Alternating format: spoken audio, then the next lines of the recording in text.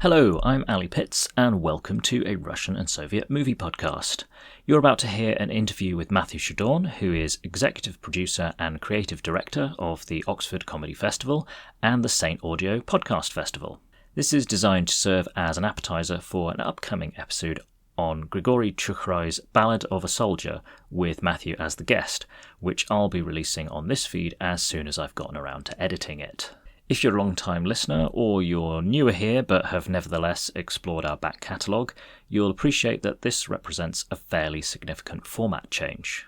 If this is your first time with us, once you dive into that back catalogue, you'll quickly notice that for many episodes, the first half an hour to an hour functions as an interview with the guest, who almost always has some area of expertise or special interest that makes them a good fit for the film we're discussing, and then after that, we get around to talking about the movie itself. Something I probably should have figured out a long time ago is that there are doubtless a whole bunch of you out there who are mainly here for the film and therefore just want us to get to the discussion of that without any lengthy preamble. So, from now on, this will be the rule.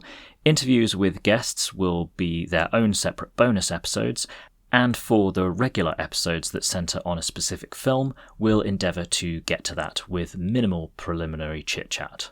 I hope this will be a significant improvement to the show, but please let me know what you think. A couple more things before we get started. Yes, I know, I was just talking about minimising preamble, but it's important, I promise. Thing 1. Towards the end of this episode, Matt and I briefly discuss Wanda Jakubowska's The Last Stage, which was originally released in 1948 and consequently has been described as the mother of all Holocaust films. Since we recorded, I've discovered that second run are releasing it on Blu-ray later in 2025, which, given the rise of the far right around the world at the time of recording, is extremely timely as the film serves as a reminder of where those extreme ideologies can ultimately lead. On a much lighter note, since Matt and I recorded, the lineup for the Oxford Comedy Festival has been coming together, and there are now listings on their website for almost 40 acts that will be performing as part of this summer's festival programme. A few that I'd like to highlight are Adele Cliff, who I saw at last year's event and was amazing, Pierre Novelli, who my brother had been recommending to me for some time, but whose stuff I've only just gotten around to checking out, and it's great also. And finally, Alistair Beckett-King, mainly because I love his movie and TV microparodies on YouTube and elsewhere, but also because those of us with the slightly unwieldy moniker of Alistair need to stick together.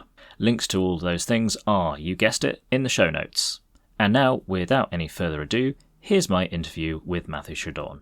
I am joined for this interview episode by Matthew Chadourne. Hi Matt, thank you for joining me on the show. Hi, thanks for having me, Ali. We've been trying to organize this forever, and now I'm glad we finally got it. It has been a wee while, yeah. So for long-time listeners of the show, we're doing things a little bit differently this time around. So this is going to be like a standalone interview with Matt, but he will also be joining us for an episode on Grigory Chukrai's film Ballad of a Soldier. It's just the way we used to do things is we used to roll that into one episode, but I am now splitting it out. So there's 2 episodes instead of 1, but it's still all the same great content because we all love the word content. Yeah. You got to fill up that feed somehow, because otherwise, what are you gonna do? Yeah. It will just be a vacuum, and that would be awful. You can't leave people alone with their own thoughts, because that's never. You know, like that's the screaming Nietzschean void. Yeah, as someone who listens to 7 podcasts a day, I know how difficult it can be to. So I'm glad we're in people's heads now. So good work. Only 7. Yeah.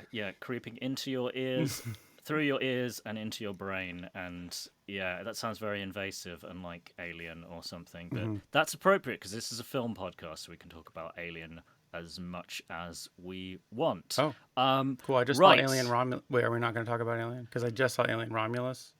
Oh, how was it? I haven't seen it. I like it. It's pretty good. It's got some like cringy fan service moments, but I feel like other than that, it's a pretty solid like alien. It's what you want out of an alien movie, and it's pretty good. Okay. Yeah, People's faces being hugged in an uncomfortable, non-consensual way. just lots of acid. People getting ripped apart. It's pretty good. So It's what you would expect to be signing up for. Yeah. So Matt, tell us about yourself. That was a broad question. Well, let me take you back to the year 1978. Yes. In the city of Wilmington, Delaware. I'm a comedian and a podcaster. I've had a couple of podcasts in the past. The one that I have now is called Saint Misbehavin. It's a podcast about saints from people who aren't. It's just a comedic look at the lives of obscure saints and a continuing exploration of what it means to be good by looking at people who are saints. Who are allegedly so. Yeah. Yes. Exactly. Yeah. They've been officially certified as good people, and so we're just kind of looking at their lives and just having some fun with that. So. It's such a fun show. I really enjoy it, and it also makes me feel super nostalgic. I have been keeping my powder dry on this for so long, Matt. Okay. I in my final year at university, I did a special subject on the Venerable Bede and his world. Okay. So that was very hagiographical. It was very sainty. So Yeah. So I was just like, yeah. So it is like ticking that interest and nostalgia box, and you're spending a lot of time in the medieval period, which I love as a history nerd. So so yes. You get a lot of those great saints come out of the medieval period, and the Venerable Bede is like the Stephen King of Saint hagiographies. He wrote like a million of them. Like he's a great chronicler of. So that's good. I'm glad you're enjoying that. That is a novel comparison. I can't imagine too many people have like made that connection before. But yeah, he was so prolific. Yeah. But yeah, there you go. Do you have like not necessarily a favorite saint, because that would be a weird thing to have, but like one that was a favorite episode that you would recommend people to start off with? A good entry episode is the one on St. Patrick, which is a saint that everybody knows, but like not a story that I was really surprised at the story of St. Patrick, and I was just like, this guy seems like an obvious con man, not a saint. But for fans of Russian stuff, there's Saint Seraphim of Sarov, who is a Russian Orthodox saint, and he is just I don't know. He rides a bear at one point, which I said was like the most Russian thing I'd ever heard. I think, and I think is just a fun saint. He was just because he's just really obscure and coming in totally cold, and had just like a fascinating life of asceticism and bear riding, and he has the alternating between those two things. Really. It's like you get to ride a bear every once in a while. It's some fun. And he has the single worst. I don't want to spoil it, but he has the single worst patronage of any saint that I've ever heard of. And it came to the end of the episode, and it really just, when Anna dropped that bomb on me, it just broke my brain, and I was really upset. In a comedic way, but it's a great episode too. So the people are That is reminding me. I have just finished a week ago at the time of recording, reading Olga Tokarczuk's, what is it even called? It's a very metal title. It's a novel called Drive Your Plow Over the Bones of the Dead, and I have forgotten which. Yeah, I'm not kidding about it being a metal title. I was going to say, I was like, I love Plow Your Bones Over the The Bones of Your Dead. Their first few albums are amazing. I just yeah. Anyways, so Yeah, yeah, yeah. So there's I forget the name of the saint, but they discuss a saint in there who loved animals and hated people hunting them, and he ends up being patron of hunters, and it's just like, no, this is a repudiation of my entire life's work. I mean, Stop it. it's such That comes up a lot on your show. it does really. Yeah, we did St. Giles recently, and he was also like a guy who Right. I forget what it was. There was I don't know, just basically, but everything about his life, they've like, I don't know. But you'll find this is a very common thing where like Saint Sebastian, who's famously martyred by having a bunch of arrows shot into him, is the patron saint of archers, and it's like he probably didn't want that. Yeah, it just feels like either the bureaucrats in the Vatican, just have like, their to-do list to get through, and they're just like, fine, archers, right, he can do that, and just aren't really looking at things very carefully, or possibly it's trolling, which just seems weird. Yeah, I mean, it's just like, I mean, you'll have a guy who's like stoned to death, and then like somebody in the Vatican half read that, and they're like, okay, so he's the patron saint of stonemasons now because he loves Yeah, stones, right? Yeah, it seemed yeah, like he that was a big part of his. I doesn't can't have quite remember how, but it seemed like a big important part of his life. So we'll just make him he must love stones. yeah, to give people some credit, or I don't know, like, I, whatever. When you don't have the internet, fact checking is way harder when you have to go and find it in the library. So yeah. I'm trying to extend some charity to to these people, which I'm sure they would appreciate. Maybe, I don't know. I don't know. But yeah, that is Saint Misbehaving, or Saint Misbehaving, as we would pronounce it in a more British way, Yeah. because we do that for some reason. So yeah. We both live in Oxford, so we're just used to weird ways of pronouncing things, like Magdalene. Yeah. Why have you decided that that's what it's going to be called when that's So, clearly not how it's written down? so many things like that. Yeah. So I guess it would make sense to move from Saint Misbehaving to your podcast festival, Oh yeah. Saint Audio, Yeah. whichever. Tell us about that. So last year we started the St. Audio. So I run the Oxford Comedy Festival, and I thought I would just add a second festival. I really love podcasting, and so I'm a big fan of it. So I wanted to do like a live podcasting festival. So last year I set up St. Audio Podcast Festival, which I thought was a fun. I don't know, just because I love Saints, and I just thought it was funny, and I love just obviously made up saints. Sometimes you'll just run across like there's a cemetery near here called Saint Sepulchre's, and I was just like, sepulchre is just the Latin word for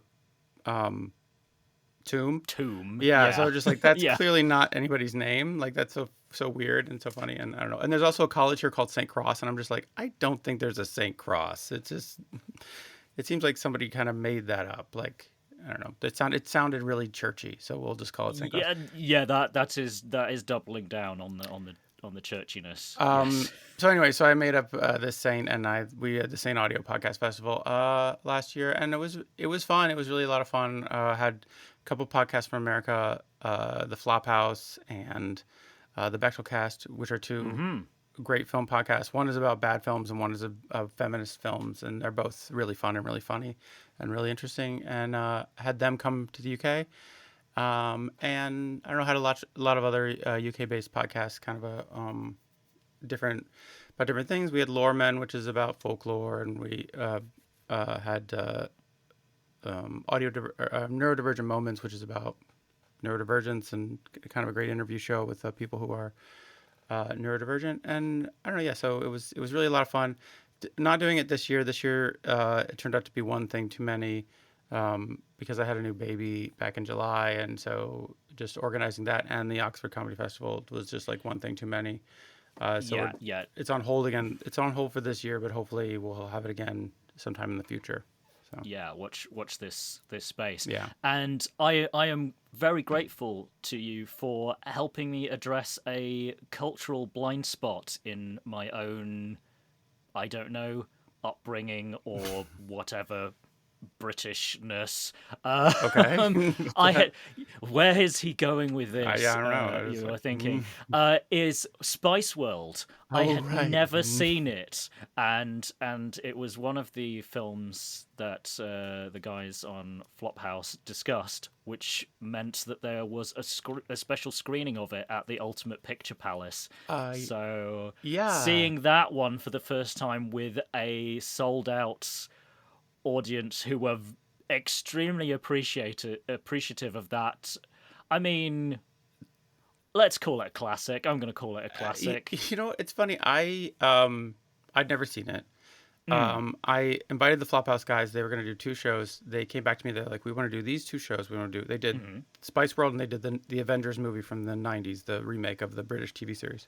Yeah, the Uma Thurman and Ralph Fiennes one, not the Marvel cinematic, Yeah, whichever. and I have friends at the Ultimate Picture Palace, and we worked with them in the past with the Oxford Comedy Festival, and I found out after they had announced that they were doing Spice World that it's not available to stream anywhere in the Mm-hmm. UK. It's really surprising. Yeah, I imagine it's like a music rights thing or something.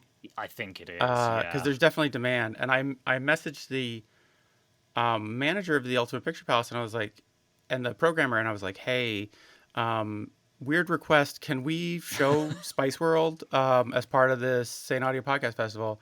And the manager wrote me back, and she's like, oh my god, like 2 weeks ago, I was raging in my house with a friend because we wanted to watch Spice World, and we found it wasn't available anywhere. So yeah, we'll try and get this done. And God bless them, they did. They were like, yeah, we'll show Spice World. And then it sold out, which I was like, holy shit. Like, it was such a. I'm sorry, do you mind if I swear on this? Is that right? Oh, that's absolutely fine. Yes. And, but I was like, yeah, we sold out. And you're right. It was an amazing audience. Half the people were there because they were fans of the Flophouse and they wanted to watch the movie in advance of listening to the episode or seeing the episode or seeing the live show. But then half of them were people who were just like really into Spice World. And they were just like there because they wanted to see Spice World. And it was a rare opportunity. And I went up and because the Spice Girls Yeah, they weren't there. they were not weren't there. They were not there. I mean, you have some pulling power, but it's No. it's not on that level yet. I think Jerry lives somewhere in Oxfordshire, but we just couldn't get her. With the Flophouse guys introduced it, and I introduced the Flophouse. I was like, how many people here because they have the Flophouse, and like half the audience, like the front, it was weirdly like segregated where the front half of the audience was like Flophouse, and the back of the audience was like Spice World fans, and I was like, okay, great. So it was like a real 50-50 mix, and God, it honestly, it's one of the best cinema experiences of my entire life. Same here. Because just everybody was just juiced for it. Everybody was excited, and Oh yeah. I think even people who came in being like, "We're gonna watch a bad movie," were like, "Actually, this movie kind of rocks. This movie is so good." It's dumb. Don't get me wrong. It's a dumb movie, but it absolutely knows exactly how dumb it is. Yes. It is the gags are it's just like one gag. If you don't like what's happening in this scene, doesn't matter. We're moving on to the next scene. It's just like joke after joke after joke, and it just moves on to kind of random, strange things. It's like in-world depiction of the Spice Girls as these cartoonish, like people. It's everything about it was really fun to watch, and I was just like, this is perfect. I was like, that was the perfect place to watch it. With everybody in there and surrounded by British people, which was helpful because there was like one point where there's a gentleman who shows up, and everybody gasped in the audience, and I was like, "What is happening?" And my friend who was sitting next to me, he's like, "He murdered somebody," and we're like, "Okay." Oh yes, that's Michael Barrymore. Yeah. Yes. I was like, I yes. have no idea who this Now, guy is. And disgraced. Yes, yeah. That was one of the more parochial moments in the film. But yeah, yes, because I don't think it did very well in the States, despite the Spice Girls being quite popular there. It is an aggressively British movie. it is. It's got every British person in it, like from Oh my 1997. goodness, yes, You- and as just a long time fan of Richard E. Grant, I love the fact that he is like so prominent throughout as their oh manager, yeah, and just so many like pretty big names in a like British acting slash celebrity sense, just being good sports and sending themselves up or not being afraid to look quite stupid. yeah. I mean, the level of talent in it is insane because it's like, yeah, it is Richard E. Grant, it's Alan Cumming, it's who's the guy who plays Dame Edna but not as Dame Edna. Oh Uh, yeah. I'm drawing a blank on the name as well, but yes, and they are so good in it they are. as basically being Rupert Murdoch. Yeah, and his toady Richard O'Brien is in it. Oh yeah. So good, and just like, and then there's like insane cameos. There's like Elton John, for like 2 seconds. There's what's his name?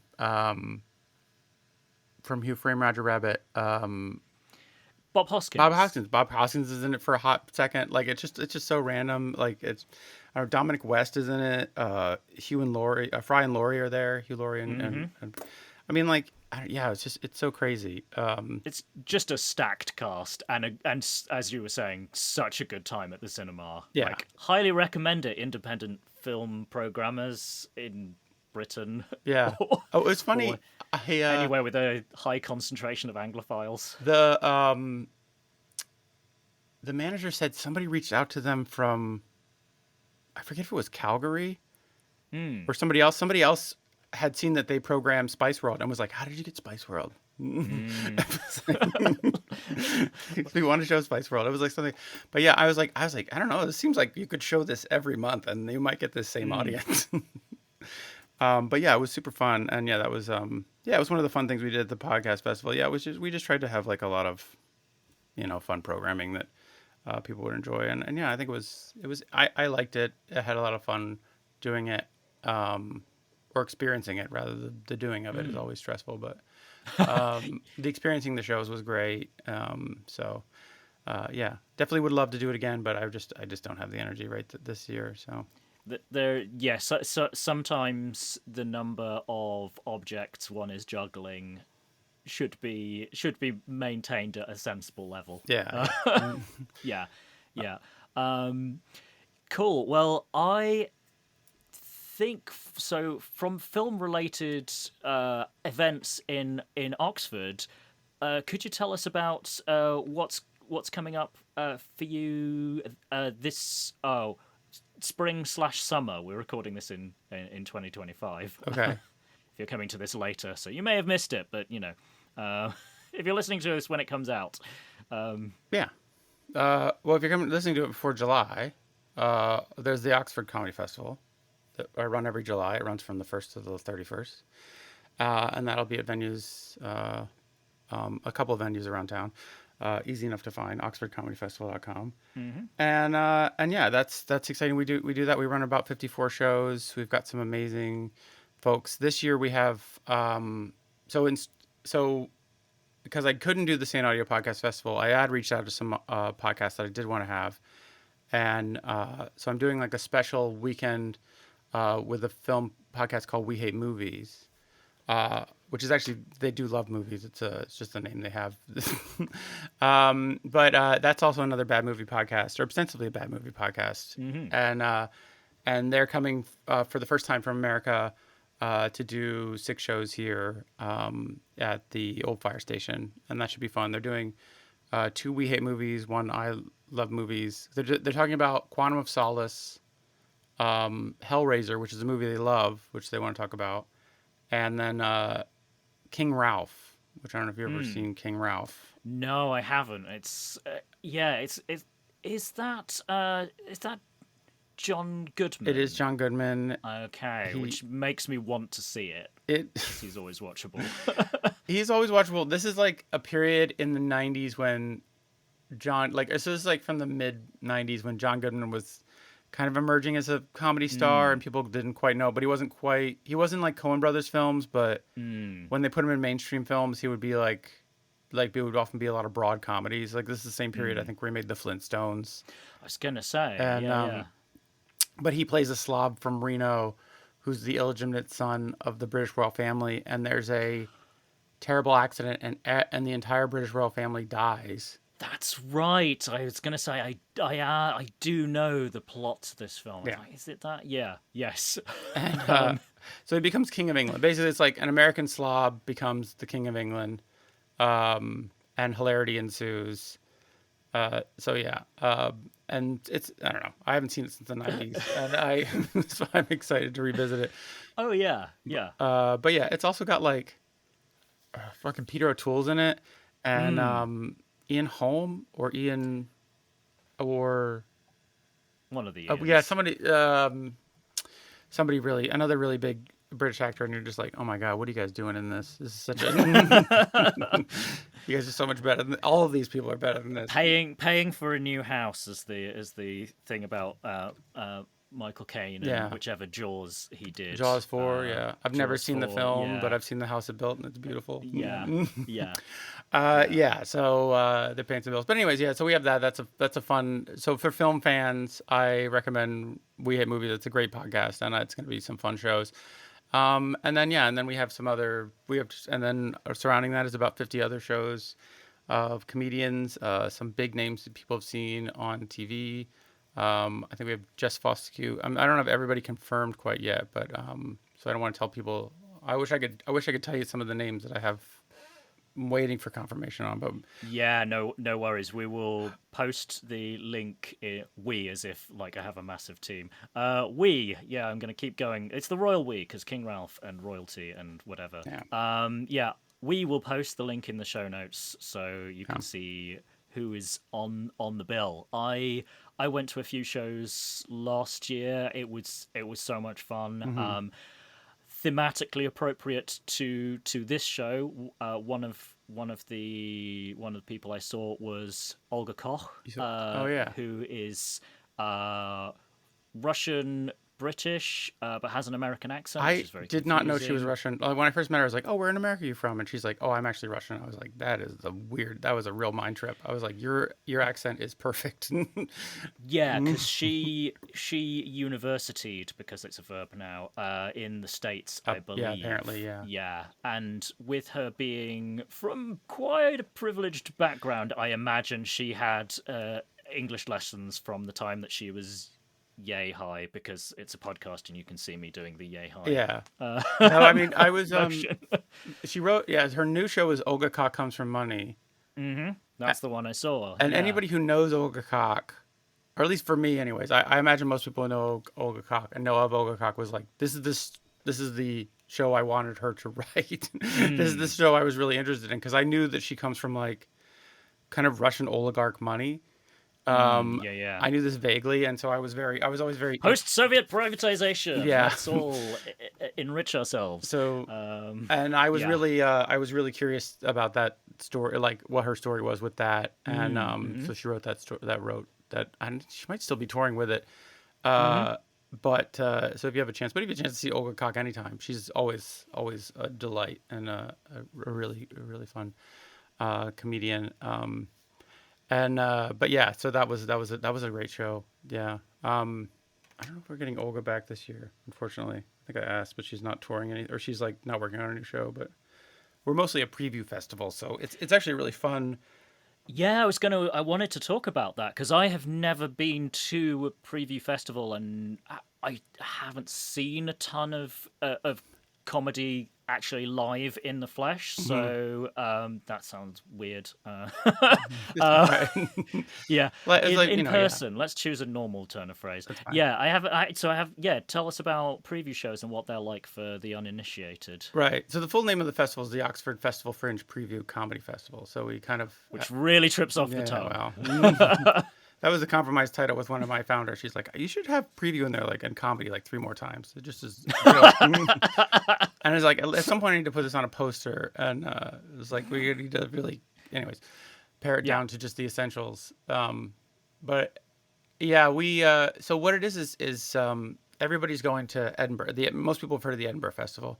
Most comedians will go to the Edinburgh Festival with a big show, and it's a big stage for them to perform the show because there's lots of industry and lots of people there. You can get reviews, and for some people, they go into Edinburgh or they come out of Edinburgh very successful or with a great show, and it's an opportunity. It's a great opportunity. So in order to do that, they have to have the show in a really good shape at the beginning of August. So we get them in July when they're all panicking about making their show great. Yeah. And give them a preview opportunity. But the shows are really fun. And I think they're really fun for the audiences because you do get to see part of the process of a comedian making. Sometimes people are like, almost all of them will come up and say, like, look, this is a preview. Some of it's still rough. Some things aren't going to work. Some things aren't going to make it to the final show. I feel like nobody really needs to say that, but everybody says it.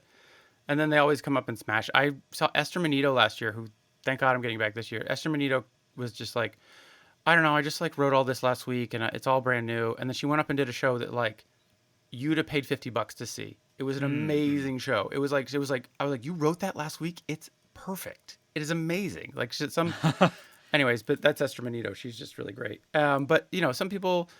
But I think it's nice because it is very humanizing for the comedians. I think the audience, they're working together. Like everybody feels like they're working together to like make a better show. And I think it kind of breaks down that barrier between audience and performer in a really fun way.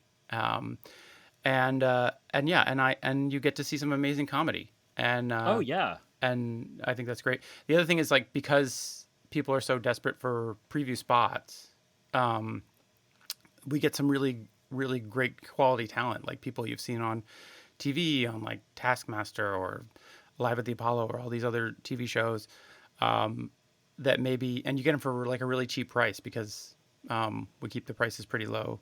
I was going to say something else. Edit out these things where I'm thinking.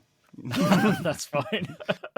If you don't mind me jumping in the meantime, I love the previewiness. I mean, they say you don't want to see how the sausage is made, but I actually quite liked the little bit of roughness, and it's quite, as somebody who suffers from massive amounts of imposter syndrome, and has spent a lot of my life trying to be funny.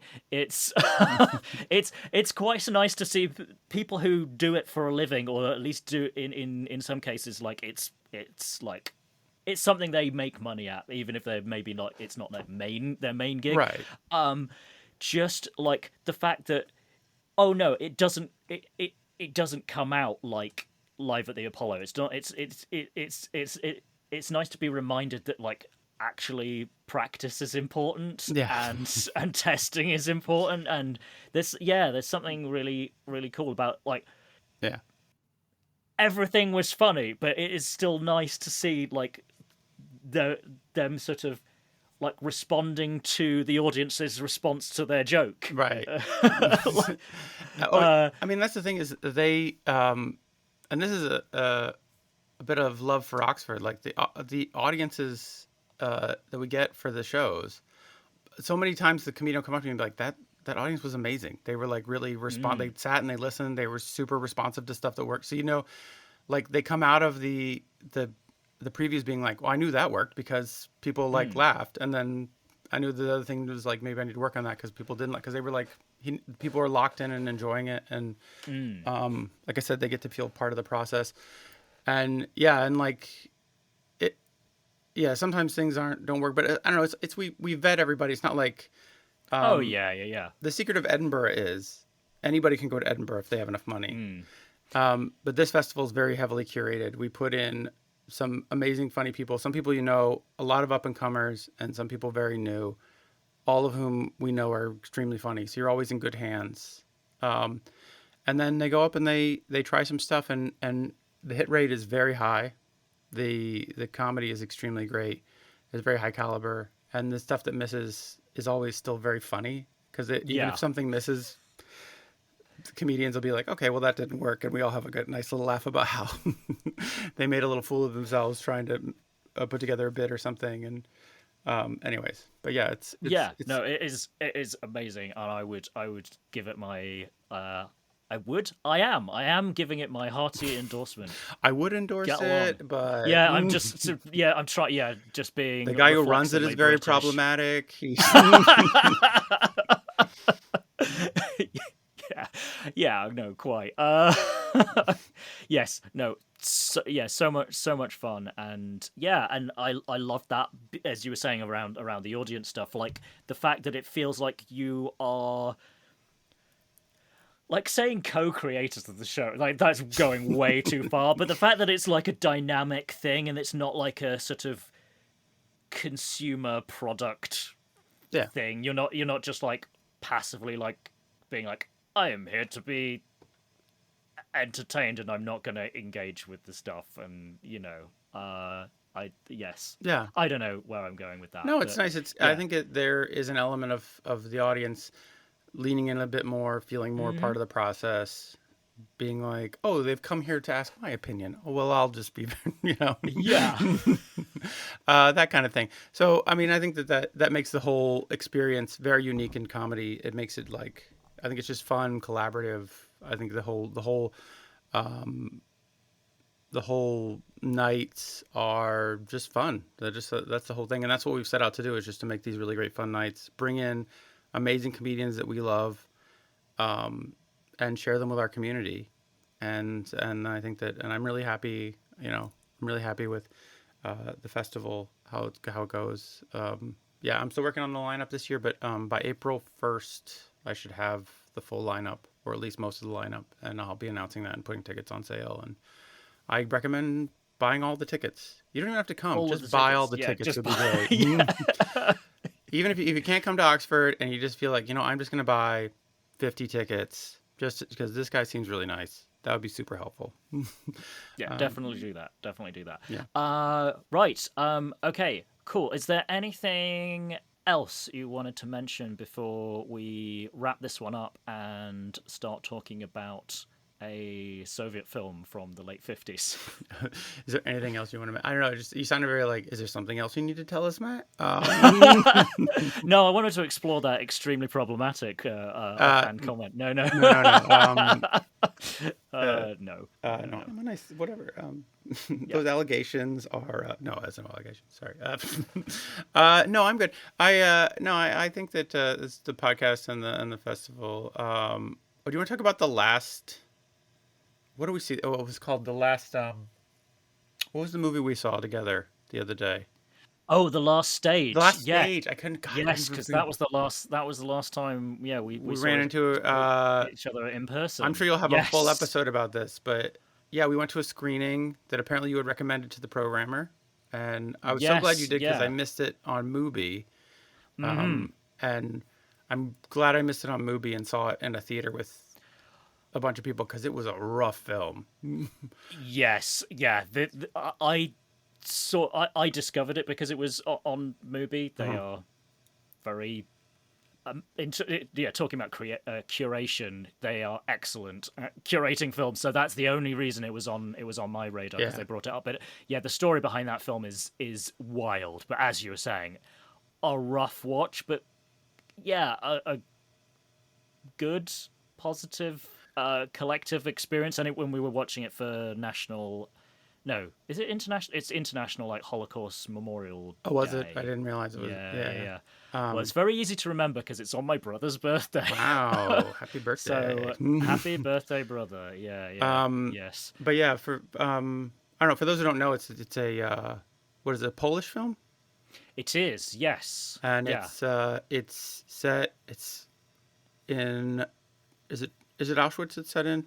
It is set in Auschwitz. They literally, it was filmed in I think 1947 in Auschwitz 2 years after liberation, and the director Wanda Jakubowska was a survivor, and as were several of the actors. So it's just one of those films. It's like, how does this even exist? Right. Yeah, it's like. You're like, that sounds like, I mean, just the amount of trauma to just like go back. I mean, I understand as like an artist, and she's such like this. It's such an act of artistic bravery to just oh my goodness tackle this and to go back. I can't even imagine it. um, and to relive those and like restage those experiences. I hope that was helpful for them, because I was just like I would have Oh, been. me too. Me too. Yeah, like no, that is going in a locked box, and that box is being thrown down the deepest well or chasm I can find. I imagine. But yeah, no, incredible to make this like this essentially like yeah document Yeah, of what it women's lives might have been. inside of Yeah. Auschwitz, the day to day, the absolute horrors. And I've seen. I mean, it's an excellent film. Up like and the way that operates on a human level with like the prisoners and seeing their lives and the dynamics between them and just the way that people just disappear from the movie. You're just like, oh, this is a character that, oh no, they're gone. And just the awfulness of that, just like the horror of not knowing and all that. It gets so I think it really is it's a powerful film, and a great. And yeah, I guess I think it's been fairly lost, or like it would become fairly obscure until very recently. Yeah, yeah. I mean, So it was not on my radar at all until it came on Mubi, and I'm somebody with an interest in cinema of this era and this part of the world. So, yeah. and I mean, one bit of trivia I'll mention in passing is that I learned from Peter Kessler's intro to it was that the Georgian Soviet director Mikhail Kalatozov, we've covered a couple of his films on the show. He apparently was instrumental in persuading Joseph Stalin to like release the funds or like give the approvals or something, but essentially like the Soviet slash communist version of green lighting the film. So yeah, the fact that we have this this Georgian Soviet director like doing something to make it happen Right. is an incredible part of the story as well. Yeah. But yeah, Yes. So, yeah. No, I was so pleased to see it. So yeah, that series. I mean, he was doing a series of films about the 40s, and like this was kind of in there. It was a bit of an outlier, but I was really stoked that it was and I was glad to see. And like I said, I was glad to see it in a theater. It's one of those films that like, you know, another one that just came out, Zone of Interest, or oh my 12 Years a goodness, yeah. Slave, or Requiem for a Dream. It's just like I'm glad I watched this in a theater because if I was at home, I would find a lot of excuses to just do something else. Yeah. It was just Yeah. like it's kind of a hard watch, but it is a rewarding and worthwhile watch. I think So, Definitely. anyways, yeah, I just wanted to chat with you a little bit about that because I was I've been thinking about it a lot since then. So No, I know. I mean, that is a film that stays with you, and yeah, no, I'm so glad you brought it up, and so glad we got to talk about it. And yes, dear listener, search it out, see if you can find if it. you can find It's it's yeah yeah, yes, a tough watch, but I think you'll probably be glad that you saw it. yeah Yes. Okay, well, on that note, I think we should wrap this one up and go and talk about another World War II film from this general neck of the woods, although not quite as bleak, still pretty bleak. it, Let's be honest. I don't know on a lighter note, I saw Ninochka a couple weeks ago. Oh my goodness! Oh yes, such Not such. quite a Soviet film or Russian film, but a film about Russians. Or Soviets. It's very fun. Yes, and the director Ernst Lubitsch Lubitsch. did visit the Soviet Union in the 1930s. I think he was there for like a week or two, so he had some first hand experience that really comes through on the screen. Yeah. It's a great film. I've actually published an episode. I've recorded an episode of that, and it's on my feed. Oh, So have you? Oh, if you okay. I was oh wondering yeah if that yeah. fell So under your purview or not, or if you're just like, that's such an insulting view of the Russian people. no. I mean, I love that film because it feels like legitimately like punching across rather than like just being totally about lazy stereotypes. It's like intelligent Yeah.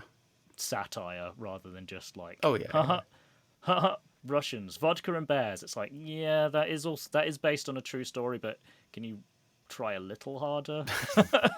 No, I So, I love it. I love Lubitsch in general. It's oh, it's so such a good. great director, and yeah, Ninochka's so delightful. And I hadn't seen it in years, and I just happened to catch it on when I was in America, and I was just like, oh, this is such a great fun watch. And So good, and co-written by Billy Wilder. So if you're a Billy Wilder oh, fan, really?